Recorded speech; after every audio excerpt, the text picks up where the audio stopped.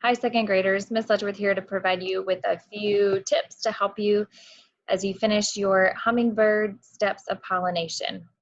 So this will teach you how to summarize a little bit, at least, of nonfiction information. We are going to use the text to help us. But first, let's reflect on what we already know. Most of you have completed the bee pollinating task, or at least you were headed towards that if you hadn't completed it. So let's remember what that looks like. Here's an example of the steps of a bee pollinating a flower. Step 1, a bee is flying to an apple tree to eat nectar. Step 2, the pollen gets on the bee's hairy legs and body while it eats. Step 3, the bee is going to a new apple tree with pollen on its legs and body. I hope you remember some of that. So we're going to do the same thing with the Hummingbird text. First, we need to reread it. Take a moment. You can pause the video here to reread the Hummingbird text.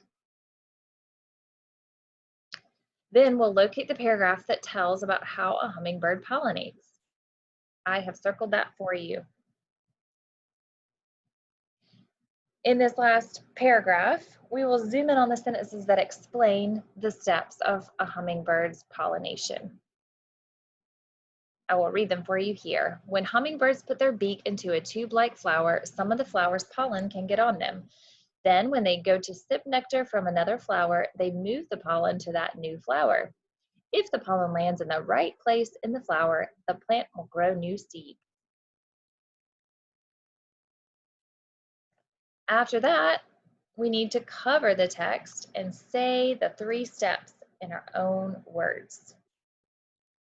It's okay to use some of the same words. You're going to have to, but try to say it as if you were teaching someone about what you just learned. Start your sentences with words that we have reviewed this year, like first, then or next, and last or finally. Pause the video here and tell the 3 steps in your own words.